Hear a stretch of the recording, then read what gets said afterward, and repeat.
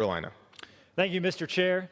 Today, I rise in support of my straightforward, common sense amendment which will increase funding for Veterans Treatment Court programs and help ensure that veterans have access to the resources they deserve to successfully reintegrate into their communities.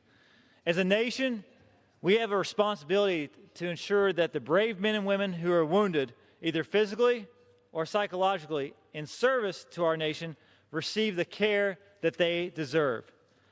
Veterans Treatment Courts do just that by assisting veterans involved in the criminal justice system who are experiencing post-traumatic stress, traumatic brain injury, sexual trauma, mental health symptoms, or substance abuse as a result of their military service.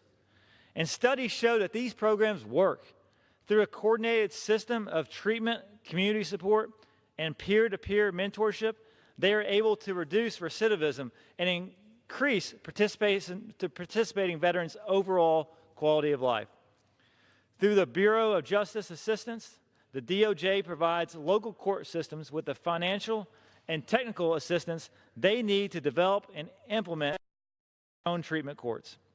My amendment would increase funding for this program by $2 million so that federal assistance is available to more courts like those in Beaufort or the recently established courts in Charleston. This is particularly important to the Low Country because my district has one of the highest concentrations of veterans in the country.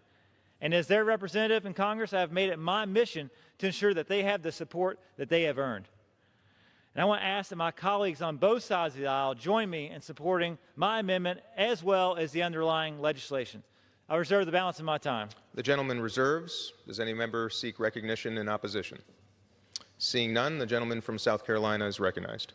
Thank you, Mr. Chair. In closing, I would like to thank Chairman Serrano and the members of the subcommittee for their work in constructing this important legislation which will allow us to make strides towards addressing gun violence, supporting law enforcement, and investing in important scientific research. And I also want to thank Chairman McGovern and my colleagues on the Rules Committee for allowing this important amendment to come to the floor.